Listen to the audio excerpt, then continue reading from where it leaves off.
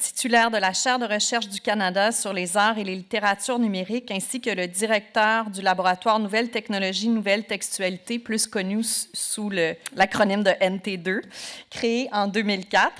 Fondateur et directeur de Figura de 1999 à 2015, le Centre de recherche sur le texte et l'imaginaire, il est professeur titulaire au département d'études littéraires de l'Université du Québec à Montréal.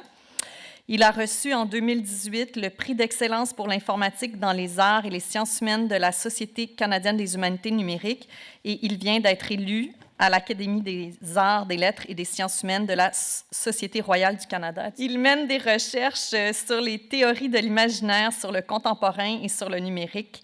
Et ses derniers articles s'intitulent « Architecture de mémoire » aux presses du réel en 2019, « Soif de réalité plongée dans l'imaginaire contemporain » aux éditions Nota Bene et « La dernière guerre » qui est ton dernier roman aux éditions XYZ sorti en 2017. Alors, je te laisse la parole. Merci beaucoup, Nathalie. Donc, merci beaucoup, Nathalie. Merci à toute l'équipe. Quand on s'en est parlé, ce soit à la fin de l'automne ou au début de l'hiver, sur la programmation, j'ai dit que j'allais parler du partenariat du Conseil de recherche en sciences humaines du Canada, qu'à l'époque, nous ne savions pas que nous avions. Maintenant, nous avons reçu la subvention. Donc là, c'est au moins, je ne vais pas vous parler de quelque chose d'hypothétique ou encore, on a eu une réponse négative, donc de ce qui aurait pu être si tant est que nous avions eu la subvention. Au contraire, nous avons eu la subvention, donc je suis très content de pouvoir vous présenter ce projet d'une durée de 5 ans et qui a commencé en fait le 1er mai. Mais évidemment, je ne peux pas juste vous parler d'un partenariat, c'est assez technique d'une certaine façon. Je vais le faire en deuxième moitié de présentation. Pour la première moitié de la présentation, ce que je vais faire, c'est que je vais revenir un peu sur des questions de lecture parce que si vous ne le savez pas, depuis la fin des années 80, le début des années 90, le gros de mes interrogations disciplinaires ont été sur la lecture littéraire, moins l'enseignement de la littérature, mais plutôt essayer de repenser dans une perspective plus sémiotique et pragmatique la lecture, donc les pratiques de lecture. Et donc, je suis content d'ouvrir ce colloque dit scientifique, et vous allez voir pourquoi, parce que j'ai décidé de commencer avec des histoires de drogue. Donc, ça va enlever un peu la dimension scientifique à cette discussion. J'aimerais ouvrir avec une citation de Ben Marcus, qui est un écrivain américain qui vient, en 2015, a fait paraître New American Stories, donc une anthologie de nouvelles américaines, donc une sélection. Et voici comment s'ouvre son introduction à cette anthologie. Je vais vous lire en français, j'ai fait une petite traduction maison. En anglais, c'est bel et bien « Language is a drug ». Et non Virus from Outer Space, on se souvient de Burroughs. Donc, la langue est une drogue, mais une nouvelle ne peut être fumée. Vous ne pouvez pas vous l'injecter. Les récits ne sont pas embouteillés comme une crème. Vous ne pouvez pas les faire pénétrer dans votre corps par un vieil homme bourru. Il faut regarder attentivement un récit jusqu'à ce qu'il vacille, cède, puis se catapulte sur votre visage. Les récits administrent leurs perturbations chimiques sans gueule de bois le matin, sans perte de conscience ni poison. Ils déclenchent le plaisir, la peur, la fascination, l'amour, la confusion, le désir, la répulsion. Les drogues sont éliminées de notre système, mais pas les meilleurs récits. Une fois qu'ils se sont accrochés, on ne peut même pas s'en débarrasser en grattant avec un couteau. Donc Ben Marcus, d'ailleurs lui-même, en fait, un écrivain tout à fait étonnant. Nous sommes tous des lectrices et des lecteurs, nous qui sommes ici, qui faisons carrière en lisant et en écrivant. Nous sommes tous des lectrices et des lecteurs invétérés. Cette drogue qu'est le langage, sous sa forme écrite, nous la connaissons depuis notre tendre enfance. Nous l'avons pratiquée souvent sans retenue, au détriment de notre vue, sûrement au détriment de ses autres activités sportives, sociales ou éducationnelles qu'on tenait à nous prescrire. Nous l'avons pratiquée parce qu'elle nous offrait une expérience symbolique d'une rare intensité. Mis en présence de simples marques imprimées sur des pages reliées, nous pouvions faire apparaître des pensées et des mondes, des destinées et des tragédies qui nous secouaient de l'intérieur. Nous pouvions animer des êtres, les transformer, voire les ossir. Aucune période historique ne nous était inaccessible, même le futur, pourtant difficile à atteindre sans une bonne dose de patience et d'attente. C'est une blague. La lecture nous donnait un extraordinaire pouvoir sur le monde, dont celui magique de le recréer avec, pour seul outil, notre esprit, puis de le détruire si on le souhaitait. Elle nous donnait surtout le pouvoir de le comprendre, ce monde, en partageant les pensées et les perplexités des personnages et des instances narratrices qui y habitent et tentent de s'y retrouver. En participant à la construction de scènes où les conflits apparaissaient dans leur complexité et pouvaient être résolus ou non, en suivant des raisonnements et des explications qui nous séduisaient ou nous étonnaient, mais qui pouvaient aussi nous rassurer après nous avoir inquiétés. Le monde, par la lecture, nous pouvions en prendre la mesure, et cela d'autant plus que nous étions les étalons de cette mesure, ce qui le rendait à notre portée. D'autres médias, d'autres formes parviennent à le faire aussi, bien évidemment, comme le cinéma ou le théâtre. Et ils nous offrent des versions du monde riches en couleurs et en textures, des versions dans lesquelles nous immerger et nous engager. Mais la lecture a ceci d'extraordinaire que ce n'est pas simplement une chose à laquelle nous participons comme spectateurs ou dans laquelle nous nous immergeons, mais une expérience que nous construisons nous-mêmes, en insufflant une partie de ce que nous sommes et pensons dans ce qui est représenté. Le schématisme des langues, leur caractère abstrait et incomplet, si on les compare aux images du moins, fait en sorte que les textes produits par leur utilisation seule sont toujours à compléter, ce que nous faisons avec des images mentales, des échos de pensées déjà assimilées, des souvenirs pertinents ou non, des résonances langagières, ainsi que les multiples éléments de nos ontologies personnelles. Il n'y a pas de monstre plus épeurant que celui que nous avons imaginé en écho à nos appréhensions les plus sensibles et intimes. Et en fait, je suis un grand fan du dessinateur Édouard Gorée, décédé depuis maintenant plus de 20 ans, dont le Donald Imagine Things est pour moi tout à fait représentatif. La lecture nous conduit à vivre de façon intime une expérience fondatrice de l'altérité, une expérience que nous pouvons interrompre à tout moment en arrêtant de lire. Quand nous plongeons dans un texte et nous engageons dans une expérience langagière, notre imagination ne nous appartient plus en propre, sont les mots du philosophe américain William Gass. Nous la partageons avec cette autre imagination au travail que les mots soutiennent et transmettent, puisqu'ils en sont l'ultime expression. Pour William Gass, la lecture, la littérature mettent en relation deux entités singulières qui se rencontrent et qui doivent de partager un même espace. Alors, c'est un combat ou une danse selon les contextes ou les opinions, mais assurément, c'est une mise en commun, qui est aussi très littéralement une mise au monde. En ce sens qu'elle nous apprend à être dans le monde, à y évoluer, qu'elle nous enseigne, chacun à notre façon, à nous y comporter selon nos paramètres, nos schèmes personnels et nos manières de faire. Et c'est là où la question devient intéressante. Comment ferons-nous pour préserver, dans un contexte culturel marqué par le passage d'une culture du livre à une culture de l'écran, cette expérience essentielle que la lecture nous accorde? Comment allons-nous maintenir cet appel à l'imagination et cette forme d'altérité tout intérieure dans une société où les images et les écrans prédominent? Comment nous assurerons-nous, dans l'actuelle diversité de l'offre, de ne pas perdre les avantages de la lecture et de l'expérience essentielle de la littérature? La question pour moi n'est pas de savoir quel dispositif est le plus efficace pour permettre le déroulement de la lecture, entre le livre, la liseuse et la tablette, mais bien de comprendre comment on peut en valoriser la pratique en situation de transition. Et si nous entendons préserver les acquis d'une technique aussi simple que l'impression de séquences langagières sur une surface plane ou leur projection sur un écran, surtout lorsque nous possédons des dispositifs de réalité virtuelle et toute une panoplie de médias, tous plus sophistiqués les uns que les autres, et j'y participe pleinement, c'est parce que l'efficacité sémiotique de ces marques est au cœur de notre expérience du monde et qu'elle en conditionne nos comportements et nos manières de faire. Il faut dire en effet que l'efficacité d'un média n'a que peu à voir avec sa nouveauté ou encore avec sa complexité.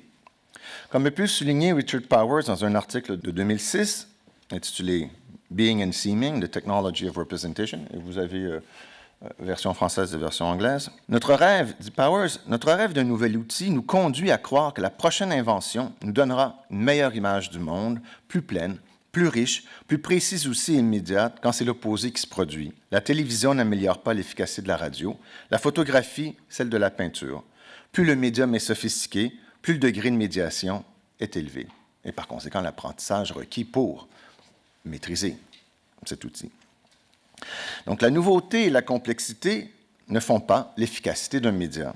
Ce sont les habitudes liées à une pratique dont la pérennité est établie, un ensemble de conventions rodées, de même que des procédés dont les rudiments et les présupposés sont déjà compris, qui assurent plus que tout l'efficacité de nos représentations. Et à ce titre, les formes littéraires font figure de référence. Leur puissance leur vient d'un long peaufinage et d'un ajustement graduel aux divers contextes culturels, sociaux et technologiques. Si le régime d'extensivité culturelle que nous connaissons actuellement en restreint grandement la portée, ce n'est pas faute d'efficacité ou de pertinence, mais en raison peut-être de la simplicité même du média et de son ancienneté qui les font paraître démodés. Quoi qu'il en soit, dans une culture de l'écran marquée par une hyperconsommation des biens culturels et des textes, lus rapidement et délaissés après une saisie rapide, marquée par une logique accélérée des transformations, où le rythme de renouvellement technologique a pour effet une fragilisation des produits textuels et culturels, marquée par le passage d'une logique culturelle fondée sur la tradition à une logique basée sur la tradition, plutôt, favorisant le déplacement vers la périphérie d'une culture plutôt que son centre, vers le mélange des genres et des formes, l'introduction de nouvelles technologies et de nouveaux lieux de communication, marquée enfin par une déstabilisation des pratiques mêmes de la lecture et une fragilisation de nos rapports aux textes liés à l'apparition de formes nouvelles, il devient impératif de s'engager dans un renouvellement de nos pratiques et de nos conceptions. Alors, le partenariat littérature québécoise mobile, qui vient d'être financé par le Conseil de recherche en sciences humaines du Canada pour les 5 prochaines années, trouve une partie de sa raison d'être dans cette volonté de maintenir la littérature comme expérience et forme symbolique centrale de notre être au monde dans un contexte culturel et technologique où elle peut paraître dépassée et de faire en sorte qu'elle s'y inscrive de façon dynamique. Littérature québécoise mobile s'adresse à de multiples communautés qui ont toutes le livre comme point commun, voire comme principe identitaire, que ce soit parce que c'est le centre de leur production, l'objet de leur attention, de leur recherche ou de leur travail. Il y a évidemment, on peut tout de suite le voir, la communauté littéraire, celle impliquée par la production littéraire et sa valorisation. Mais de façon plus large, le partenariat vise l'ensemble des communautés de pratique de l'expérience littéraire, disons-le comme ça, constituées de l'ensemble des personnes et des groupes impliqués par la dite expérience, des actrices, des autrices et des auteurs jusqu'aux lectrices et aux lecteurs, en passant par les producteurs, les diffuseurs, les enseignants et les médiateurs. Le projet repose d'ailleurs sur un besoin fortement ressenti par cette communauté de pratique de se rapproprier le numérique et de s'inscrire dans un monde d'écrans et de réseaux, tout en étant attaché au livre et à sa culture. Toutes et tous comprennent l'importance, voire l'urgence, de s'inscrire dans le virage numérique afin de maintenir le développement d'une pratique depuis longtemps centrale à notre société pour des raisons à la fois cognitives, affectives, symboliques et politiques. Il y a là, on peut le proposer, une posture éminemment politique, à la manière de Jacques Rancière, qui avance justement que la littérature fait de la politique en tant que littérature. Je vous cite Rancière. « La politique de la littérature n'est pas la politique des écrivains. Elle ne concerne pas leurs engagements personnels dans les luttes politiques ou sociales de leur temps. Elle ne concerne pas non plus la manière dont ils représentent dans leurs livres les structures sociales, les mouvements politiques ou les identités diverses. L'expression « politique de la littérature » implique que la littérature fait de la politique en tant que littérature. Elle suppose qu'il y a un lien essentiel entre la politique comme forme spécifique de pratique collective et la littérature comme pratique définie de l'art d'écrire, et j'ajouterais de lire. En faire de la littérature en culture numérique, chercher à en valoriser l'écriture et la lecture et à en ajuster la pratique pour qu'elle reste une forme pertinente est un geste politique, non pas tant de résistance que d'engagement. Et à ce titre, les 3 grands axes du partenariat littérature québécoise mobile reposent sur un parti pris explicite d'une participation pleine et entière à cette communauté de pratique, ou encore à sa communauté de pratique. Alors, les 3 axes, tranquillement, j'en arrive en fait à parler du partenariat. Les 3 axes se présentent comme des champs d'action où il s'agit non seulement de documenter la situation actuelle de transition que nous connaissons, mais encore de soutenir la communauté littéraire dans cette transition, de même que la communauté de pratique, et de prendre acte aux activités de cette communauté. L'axe 1, documenter, repose sur la nécessité de réunir le plus de données possible sur les manifestations des communautés de pratique en contexte numérique afin d'améliorer les outils existants et d'en créer de nouveaux, et ce, à destination de ces mêmes communautés, qu'elles soient universitaires ou professionnelles. Il faut faciliter l'accès aux connaissances produites, approfondir notre compréhension des formes actuelles de mobilité de la littérature et colliger le plus de données possible afin de préparer le terrain en fait, à une micro-histoire des pratiques littéraires contemporaines québécoises. Et vous allez voir un peu, quand je vais vous présenter Opuscule, le premier outil qu'on a déjà, qui existe déjà, comment on pourra faire une espèce de micro-histoire des communautés littéraires fondée sur l'événementialité même de la pratique littéraire. L'axe 2, soutenir, s'impose comme l'élément central du partenariat. Étant donné la transition entre culture du livre et culture de l'écran et la complexité des plateformes numériques, il importe non seulement de documenter la situation, mais de soutenir une communauté qui a fait du livre son principe identitaire afin de l'accompagner dans cette transition.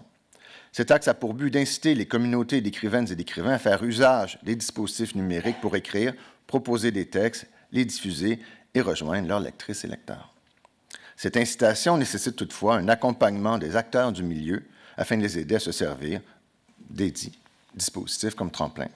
L'axe 3, prendre part, découle du principe que les co-chercheurs et les partenaires de littérature québécoise mobile prennent déjà une part active dans cette communauté, cette transformation des pratiques, et qu'ils doivent assumer un rôle de premier plan dans l'utilisation et la valorisation des nouveaux outils. Cette participation se manifeste par la diffusion de contenus littéraires en contexte numérique. Il s'agit aussi de proposer des solutions de diffusion et de création auprès des membres des communautés impliquées. Et finalement, de les familiariser aux enjeux soulevés par le numérique et de former une nouvelle génération de lectrices et de lecteurs, d'autrices et d'auteurs, appelés à naviguer entre une culture du livre et une culture de l'écran. Documenter, soutenir, prendre part. Ce sont les 3 gestes complémentaires au cœur de notre exploration des liens entre la littérature et le numérique. Alors pour ce faire, en fait, on a défini 12 chantiers qui ont été envisagés et qui en sont évidemment l'expression immédiate. Les uns sont plus directement ancrés dans la création littéraire et les pratiques éditoriales contemporaines ou dans l'éducation et ses transformations en culture de l'écran.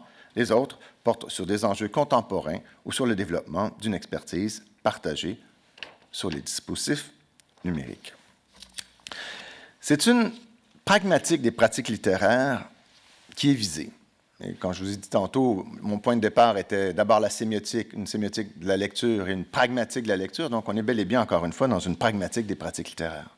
Ce parti pris d'une description, d'une valorisation et d'un accompagnement des pratiques littéraires contemporaines appelle à un renouvellement des liens entre théorie et pratique, où la distance entre le sujet et son objet de recherche ne se comprend plus en termes temporels, mais en termes critiques, par le développement d'une posture où description, soutien et participation se complètent.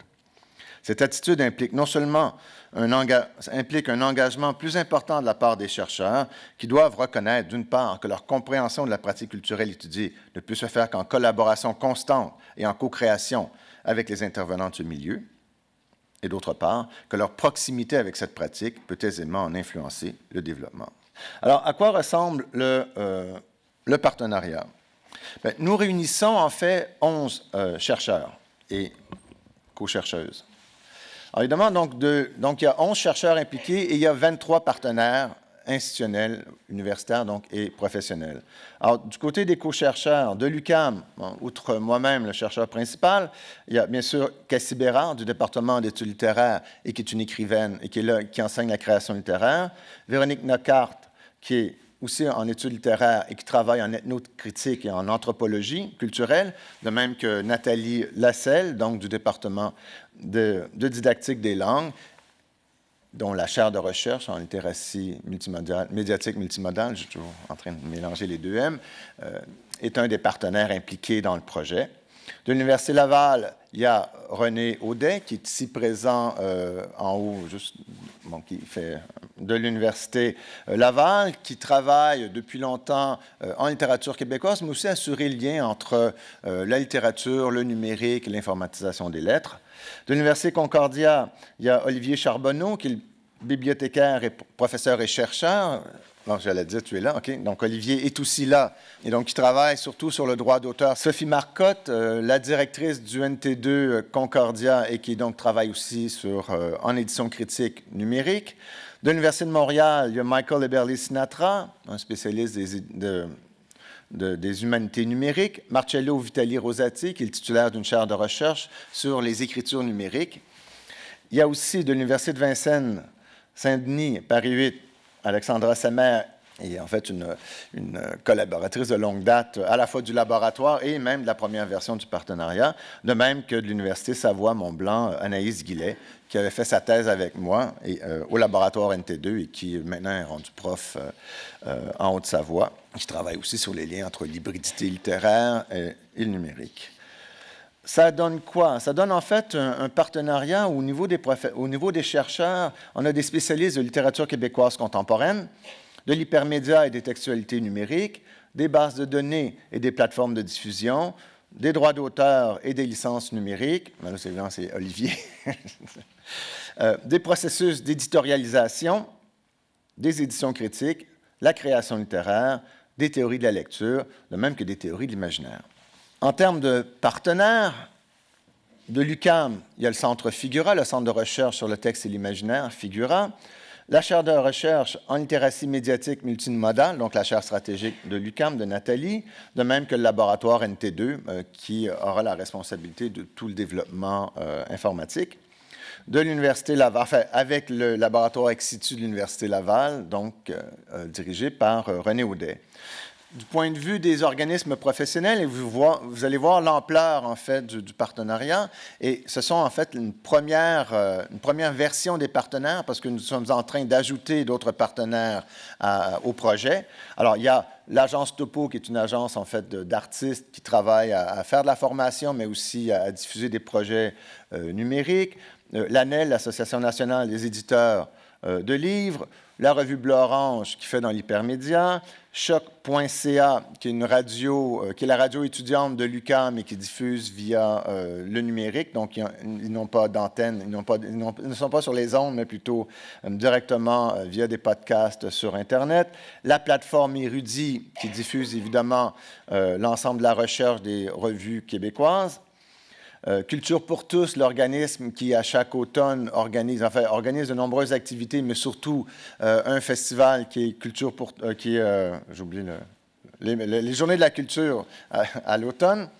La Fondation Métropolis Bleu, qui vient juste d'avoir son festival littéraire qui s'est terminé dimanche dernier, le groupe de création Estuaire, le groupe d'édition Nota Bene, la boîte à Python, il y a Pruniucci qui est là, qui participe, la Poésie Partout, un organisme qui fait la valorisation de la poésie, les librairies indépendantes du Québec, la revue Lettres québécoises, la Maison de la littérature, qui est associée, évidemment, en fait, qui est l'expression de l'Institut canadien de Québec, la Maison de la poésie de Montréal, les productions Rhizome à Québec, le magazine Spirale, l'UNEC, l'Union des écrivaines et des écrivains du Québec, ainsi que l'Université de l'Ontario français. Au moment où on développait le partenariat, nous avions une très belle entente avec l'Université de l'Ontario français qui a été à peu près tuée par le gouvernement ontarien. Vous connaissez l'histoire, c'est assez tragique. Ceci dit, l'université continue à exister et nous menons en fait encore, ils feront partie du partenariat pour les premières années du moins.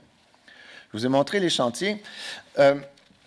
En fait, ce qu'on peut faire, c'est donc, au niveau des chantiers, alors, on a réparti en 3 types de champs d'action nos chantiers. Alors, les 5 premiers tournent autour des outils de veille, de structuration et de mobilisation, évidemment, qui permettent de nourrir l'axe documenté. Le deuxième axe, soutenir, en fait, permet le développement de structures d'accompagnement. Donc, soit des revues québécoises et canadiennes, soit des éditeurs littéraires ou encore de l'édition numérique jeunesse.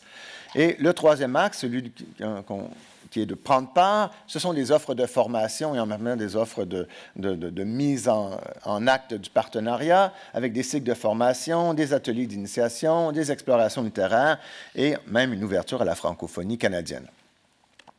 Peut-être 3 chantiers sur lesquels on travaillera rapidement. D'une part, le répertoire professionnel entre la page et l'écran, qui a pour but, en fait, de ramasser l'ensemble des outils qui ont été proposés par l'ensemble des partenaires, de même que par nous-mêmes. Donc, à la fois des témoignages, des œuvres qui existent actuellement, des outils potentiels, faire en sorte, en fait, que les intervenants du milieu de la communauté sachent, en fait, puissent comprendre un peu mieux à quoi sert le numérique, quelles sont les erreurs à éviter, des choses comme ça.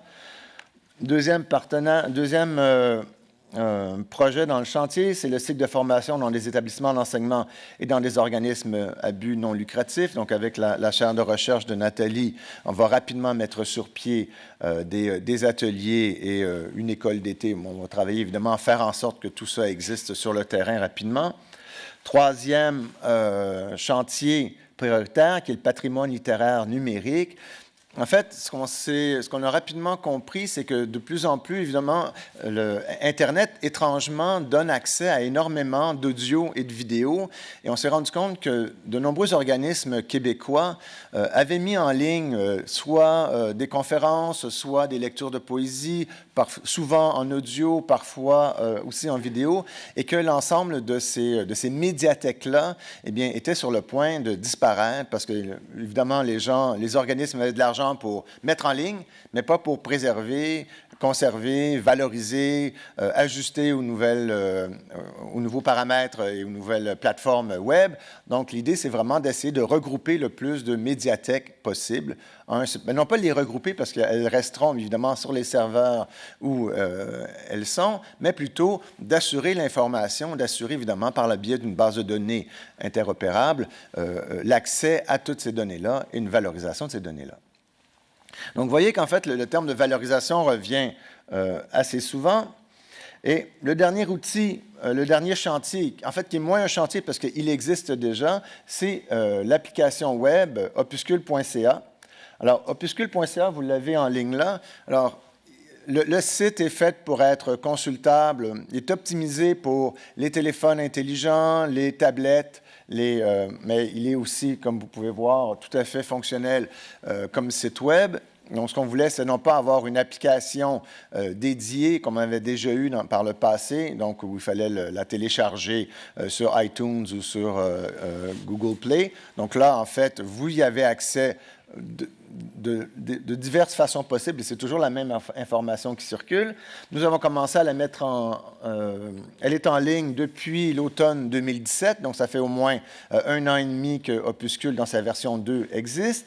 Alors, vous le voyez, l'idée, c'est de servir d'Opuscule comme d'un outil de médiation pour à la fois valoriser la littérature par le biais du numérique, valoriser et informer sur les activités littéraires qui se déroulent au Québec, d'assurer en fait une première valorisation des médiathèques et de donner en fait nos propres coups de cœur. Alors, ça vous donne des événements, une section qui est la section à lire, qui paie des écrivains non pas pour faire des textes qui seront publiés en revue, mais plutôt qui seront publiés de façon originale sur le site d'Opuscule. Alors, par exemple, ici, le dernier texte rentré, c'est celui d'Hélène Lépine. Juste pour vous donner une idée, nous avons le droit au texte, bien sûr. Les contrats permettent de faire en sorte que les auteurs Aman, et les autrices... Yasmine, Anna, Cybèle. Je vais arrêter. Le son était parfait, merci pour le son. Faire en sorte que les auteurs et les autrices puissent lire leur propre texte. Donc, de plus en plus, souvent, les gens veulent entendre l'auteur. Et donc là, on leur permet d'entendre l'auteur lire son texte. Et si vous êtes intéressé, vous voulez en savoir un peu plus sur Hélène, eh bien, bien sûr, nous avons des fiches.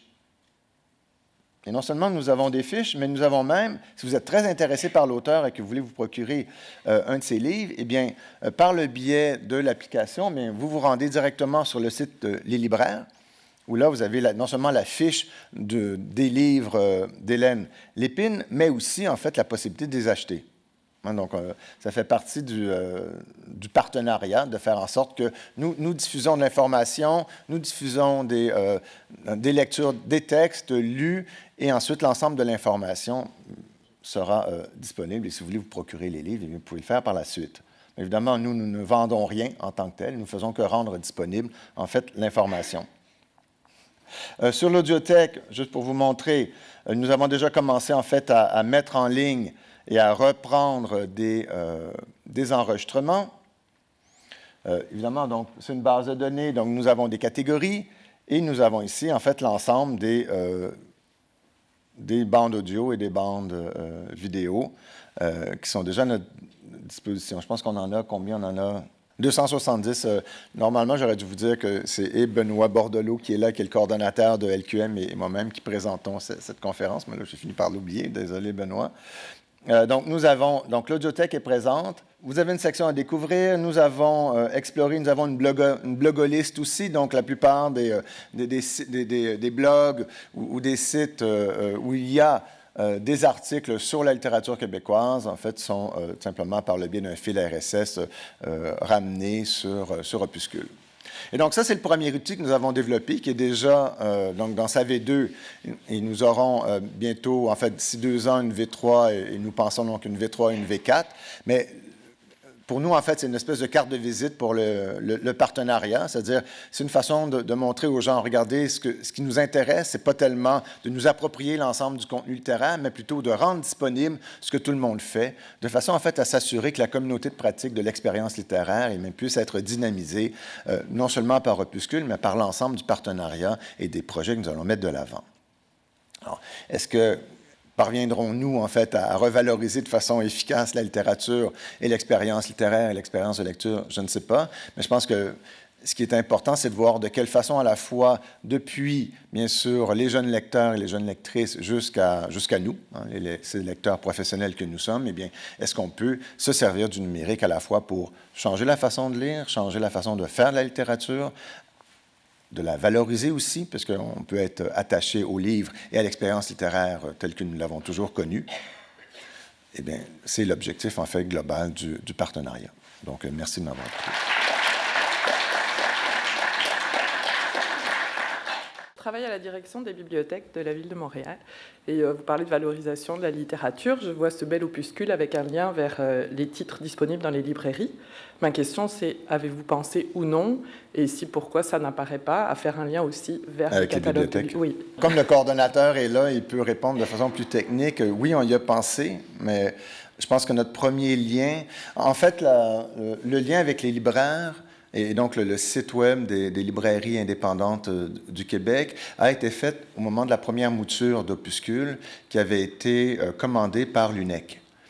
Et donc, c'était l'UNEC qui nous avait demandé de faire une application. Donc, c'est la V1 d'Opuscule qui n'existe plus maintenant. Et c'est dans ce contexte-là que le partenariat avec les librairies indépendantes du Québec et le site Le Libraire, j'oublie, a été fait.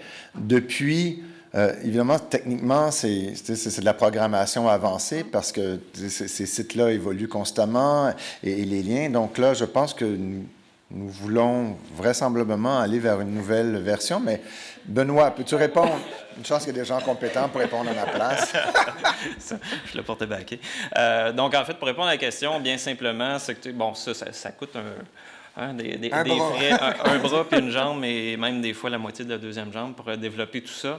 Il y a déjà le site Lire vous transporte, en fait, qui fait le lien, qui n'est pas de notre ressort, c'est plutôt l'ALQ qui développe cette app-là.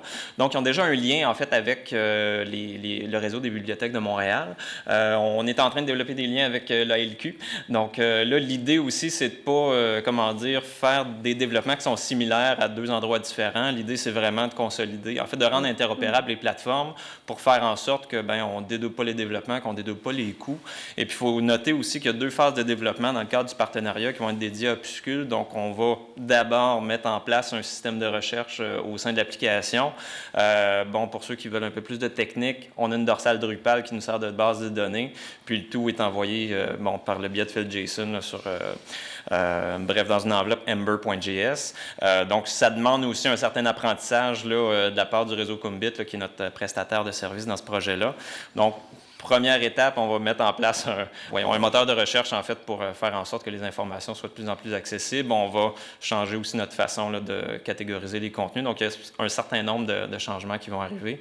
Et puis, pour ce qui est de l'interopérabilisation avec notamment les bases de données de l'ALQ, ça viendra dans un autre temps. On veut surtout s'assurer que chaque plateforme conserve aussi son identité propre, puis ça, s'assurer là, que ces développements-là se fassent en concertation aussi avec la communauté. Donc, il y a des questions de temps, des questions de coût, des questions aussi de technologie derrière qui ne sont pas toujours compatibles. Donc, voilà, c'est une réponse courte à une vaste une question qui va vaste et gentille.